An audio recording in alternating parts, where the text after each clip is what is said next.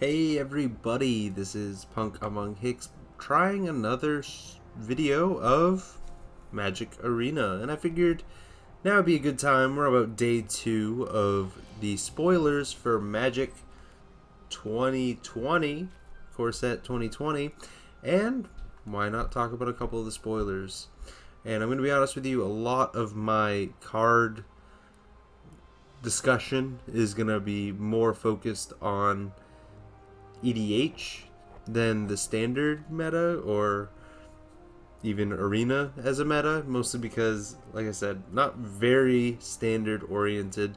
Arena is pretty much my only entry into that format, so I'm not really going to have the best evaluation of some of these cards for that format. Alright, so we're going to keep doing what we were doing last time. We're going to keep playing our Sultai Make 'em Scoop deck. As a refresher, we'll take a look really quick. It is a interesting deck, to say the least. It's very instant and sorcery heavy and recursion. My goal is to get this guy, my Boars, my End Raise Forerunners, or a Palaka Worm on the field, and that's how I win. I make tokens, and I make them big, and I swing for game. And it's usually just holding on until then. That's the goal. And we do make lots of copies of stuff, and try our best to be reactive. Alright, so without further ado, let's start a ranked match with our Make 'em Scoop deck. One thing I wish they would implement is a way to tell your opponent what your deck name is. I think that would be a funny way to interact with people a little bit. And I think it might be interesting to be able to show a little joke in for your opponent there. This doesn't look great on the offset, but we do have 2 blue mana and 3 ways to draw cards, which is really 6 ways to draw cards. So I think this is a keep, and we're going to try it. So in the slow parts of this episode, we're going to talk about some of the spoilers that have been announced in the past couple days for Core Set 2020. And like I said, very EDH focused, and I'm very happy for EDH as a format from this set. And that's because there's a lot of legendary creatures, and there's a lot of really interesting cards so far. Wow. Good game. Great start of the video. I mean, it is called Make 'em Scoop, I guess. Alright. Let's try that one more time. Maybe we can get an opponent that sticks around for a little while. So, I guess now we could start talking about some of these cards. I'm pretty interested, and this is actually the first Ajani that's come out in a while that I've had any interest in, really. It's Ajani Strength of the Pride, and he makes Pride Mates, which is crazy because Pride Mate is a very popular deck archetype in Arena specifically, and it's also just, it works so well with any life gain strategy. And so, Ajani Strength of the Pride is a 4-drop 5 loyalty planeswalker with a +1 that gives you gain life equal to the number of creatures and planeswalkers you control. That is a kind of a meh plus ability, but it does interact well with his minus ability, which is the namesake, really. It is creating those Pride Mates. And once again, it's just a token copy of the pretty commonly reprinted Ajani's Pride Mate card. Whenever you gain life, put a +1 counter on it. And then his ultimate, which is a 0, so you can activate it whenever you meet the other clause, which is you have to have at least 15 life or more, or 15 more than your starting total. You exile Ajani, and each artifact and creature your opponents control. Now, in an Eternal format like EDH, that's pretty spicy, especially with focus on what matters. Mycosynth Lattice. Now, the addition of Mycosynth Lattice makes it pretty busted. especially in EDH, where by the time you hit a 6-drop and you can play a 6-drop, you definitely can get 15 more life than your starting life total. It's not hard. Alright, looks like a mass and some tokens. We're going to start out with a Mystic. We can take a couple hits. I'm not too worried about it.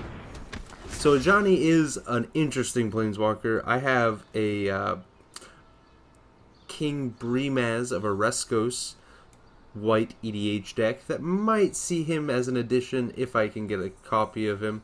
I might not seek it out because that deck is already pretty good, but it's super linear and gets a little boring at times. It's a fun deck to play every once in a while.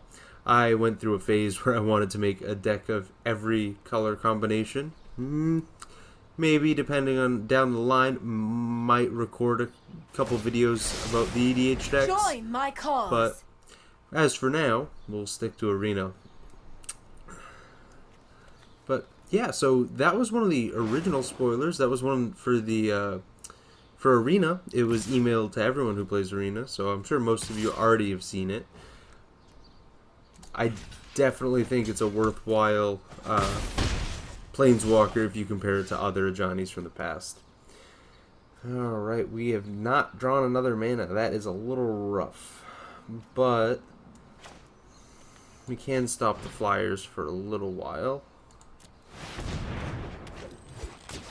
And just pass the turn. We're gonna have to take some beats. We can deal with it though. Alright, and then another fun card that got spoiled, and it's actually, I'm gonna argue, the best Jeskai commander aside from Narset, Enlightened Master, or Enlightened whatever it was from Khans of Tarkir. It's Kaikar Wind's Fury. It's a 4-drop for 3 power and 3 toughness. It's a flyer, and whenever you cast a non-creature spell, you get a 1/1 spirit token, which by itself is pretty good. That's a Murmuring Mystic, pretty much in the command zone. It's definitely a EDH playable card, but it has one more line of text. It sacrifices spirit for a red mana. Now, there's a card that is also a creature that's similar to this, where it's an activated ability you can activate as many times and get a red mana. That's Treasonous Ogre. Treasonous Ogre is a 2/3 with Dethrone for 4 mana, and you can pay 3 life to get a red mana. That sounds not great, but in a 40 starting life total format like EDH, I'll pay 9 life to get 3 mana. Why not? So I definitely think Kaikar is going to be played a lot. And to be honest, I might pick up a copy. I've been working on a Shu Yun. God, I forget the rest of his name.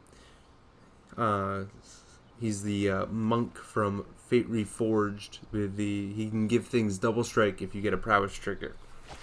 Now, it's going to be a combo deck and not very combat focused, so that'll be another thing to talk about for another day. But casting and getting lots of prowess triggers is very important to that deck. Alright, so we did take quite a beating. We do have a Pelakka Worm in the waiting and 5 mana, so as long as we can get that Pelakka Worm in the graveyard, we'll be in an okay spot.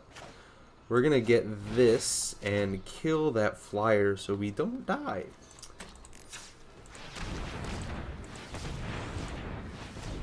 Oh crap, I forgot about the Planeswalker. That's pretty annoying. What is the right move? I think we're going to have to do this and hope that it's let through. It probably won't be, but worth a shot. And since he's not going to let us through, we're going to rise from the grave. Shalai. That'll give us some tokens and pretty big, great legendary to protect our stuff and make it bigger. Maybe if I can get another forest, Maybe I'll target that with the Death Sprout. Alright. So while we wait through this man's turn, and I have nothing to be reactive about, why don't we talk about the reprinting of the ley lines. Now, I don't own very many ley lines. I think the only ley line I own is of the Void for a Una Exile Mill combo deck. And hey, another reprint. The arts look fantastic, and there's a lot of parallels between the arts, which I like a lot. And you know, I might even pick up a new copy just for the art, because it's definitely better by comparison. Alright, we're going to have to block this guy. And we'll just block it with everything, because I have a feeling he might have a pump.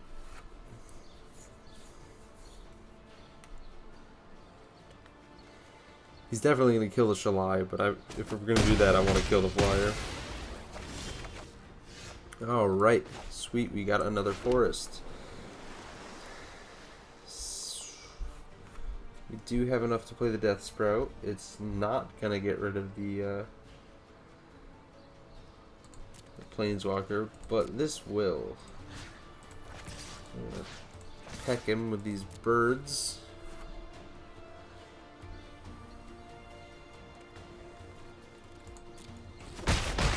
Regardless, I have learned much. Alright, and now we're going to get rid of the flyer.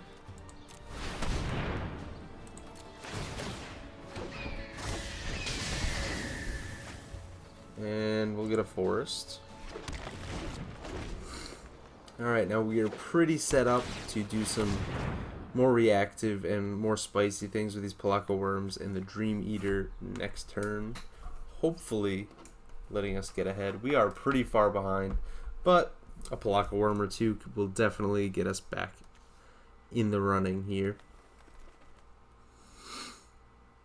One of the first cards I saw of Magic 2020 was Dread Presence, the Nightmare, a 3/3 for 4 mana. Whenever a swamp enters the battlefield under your control, you get to pick either draw a card and lose a life, really typical black thing, or it deals 2 damage to any target and you gain 2 life. Now this is a lot of utility, especially in black. It's a little abnormal, admittedly, and it fits so perfectly in a black deck I have, Chainer Dementia Master. The only downside is having a base creature type as Nightmare. It gets exiled by Chainer's ability. When he leaves the battlefield, exile all nightmares, which can definitely backfire on me, but I mean, for the most part, I don't think it's going to be too big of a deal.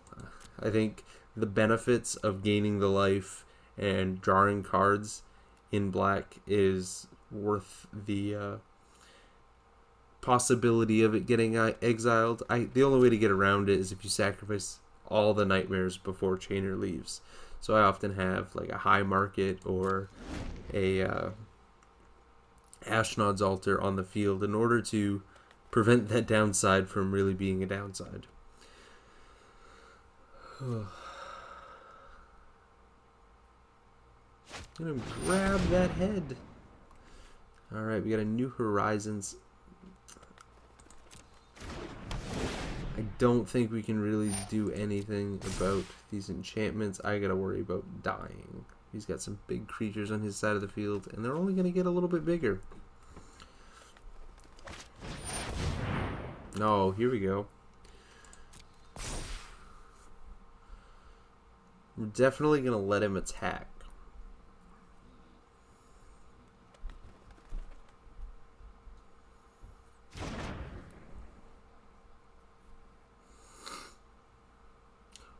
And the first mythic or not the first mythic I saw, because I saw Johnny first, but one of my favorite mythics that got spoiled, the Cavalier of Flame, a 5-drop 6/5, and it has so many abilities. Now do you Even see for the a mythic, it benefits has a lot of abilities. 2 mana, creatures you control get +1/+0 and gain haste. So that's fire breathing and a haste enabler. And wait, don't stop there. When it enters the battlefield, discard any number of cards and draw that many cards. In red, that is great card selection, and you could just wheel your entire hand. Then lastly, when it dies, deal X damage to each opponent and each planeswalker they control, where X is the number of lands in your graveyard. Now that one's not always going to be super large, but when it is, and it feeds into itself with that discard ability, it's going to be incredibly relevant. Alright, we're going to pitch nothing, I don't think. We're going to leave the guild ages form. Actually, that might be useful. And then we're going to block here. Or actually, not block. Get rid of that. We're going to block here.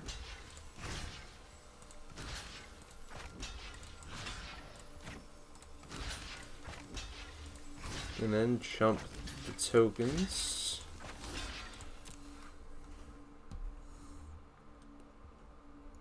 So Cavalier of Flame will definitely be a spicy pull in pre-release. It'll be played in EDH, definitely.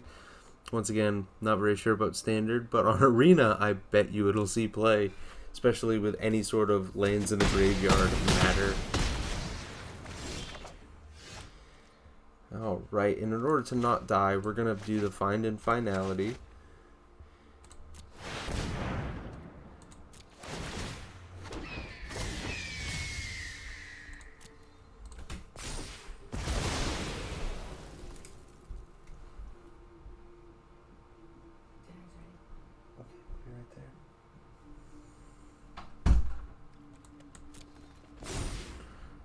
Alright.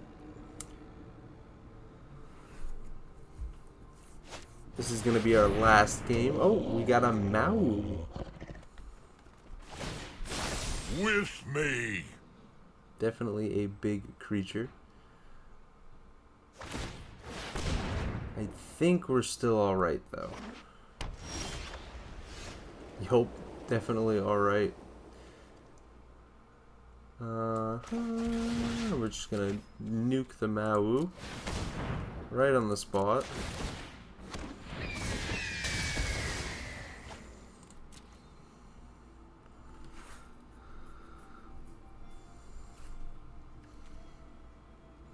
Now we have another Bond of Revival coming up next.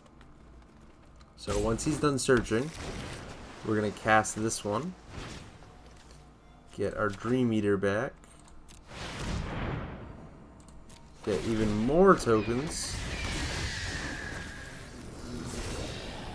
And we're going to pitch these lands. We don't need lands that much. After 6 mana, you're pretty much where you want to be casting stuff. I don't want to return his Planeswalker. He's just going to get more use out of it. So we're going to get rid of the Encyclopedia. We're going to swing the Dream Eater at a Johnny.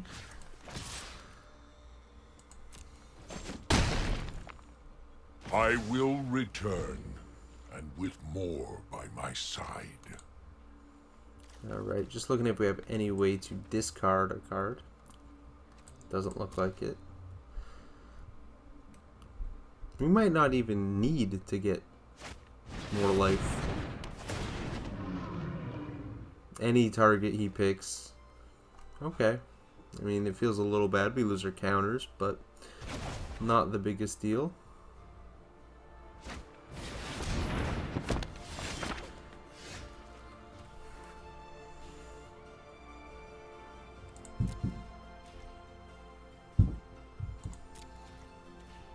And we're just gonna swing into a team.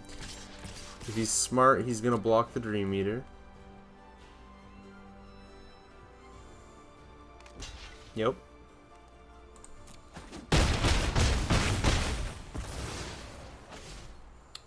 And here we're going to play another Bond of Revival.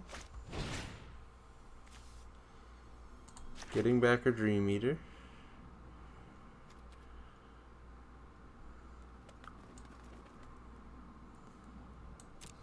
Back actually.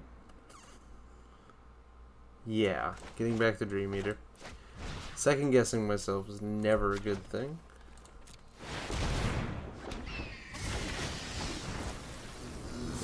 Get a little bit of top of the library filtering. Get rid of some of these lands, keeping the trophy. And we're just gonna make him keep wasting mana on that thing while building a bird army. Yep. He's gonna target the Dream Eater, I imagine. No, the Mystic. A little bit smarter than I expected.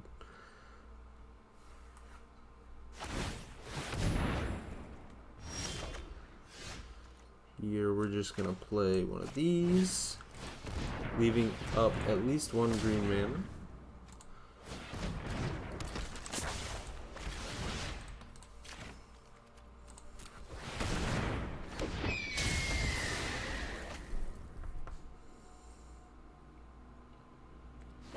This is definitely a grindier game than I would like, but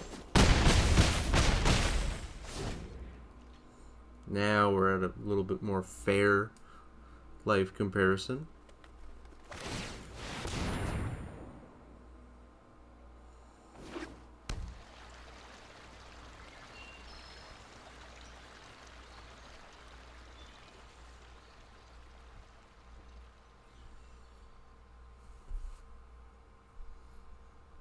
Definitely use a Rise from the Grave. He's got some fun things in his graveyard, like a Mawu. That would definitely be helpful at this point in time. Or the Shalai.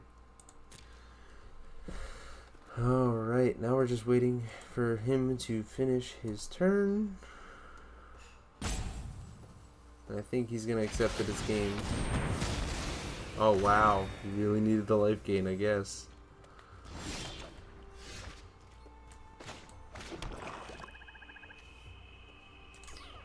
What do we want? Here we go.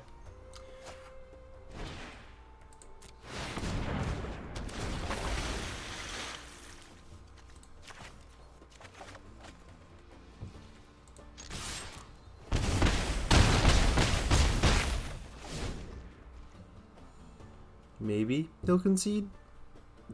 Can't see a way of getting out of this.